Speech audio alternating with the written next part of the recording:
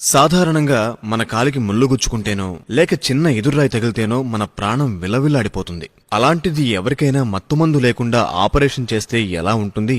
తలుచుకుంటేనే గుండెలు జారిపోతాయి కదా.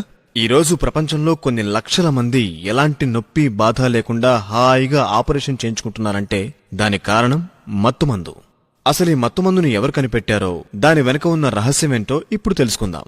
1811వ సంవత్సరం జూన్ 7వ తేదీన స్కాట్లాండ్ దేశంలో జన్మించిన జేమ్స్ సింప్సన్ అనే శాస్త్రవేత్త క్లోరోఫామ్ అనే మత్తుమందును కనిపెట్టాడు. ఇంత గొప్ప మందును కనిపెట్టిన ఈయనకు ఒకరోజు సన్మానం చేస్తుండగా కొంతమంది వ్యక్తులు, జేమ్స్ సింప్సన్ గారు, మీకు ఈ ఆలోచన ఎలా వచ్చింది? దీన్ని మీరు ఎలా కనిపెట్టగలిగారు అని అడిగారు.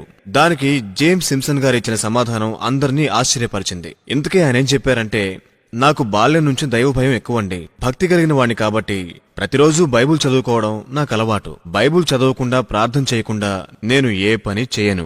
ఒకరోజు నేను ఆదికాండం చదువుచుండగా దేవుడు ఆదాముకు చేసిన ఆపరేషన్ గురించి చదివాను.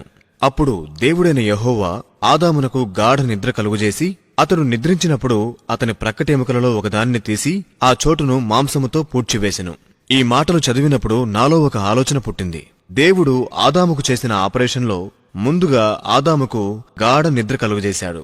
కాబట్టి ఆపరేషన్ చేయవలసిన రోగికి కూడా ముందుగా గాఢ నిద్ర కలుగజేయాలి. అలా గాఢ నిద్ర కలుగజేయడానికి ఏదైనా మందు కనిపెడితే వైద్య రంగంలో ఆపరేషన్ చేయడం చాలా తేలికవుతుంది అని ఆలోచించి కొన్ని మూలికల ద్వారా క్లోరోఫామ్ అనే మత్తుమందును కనిపెట్టాను.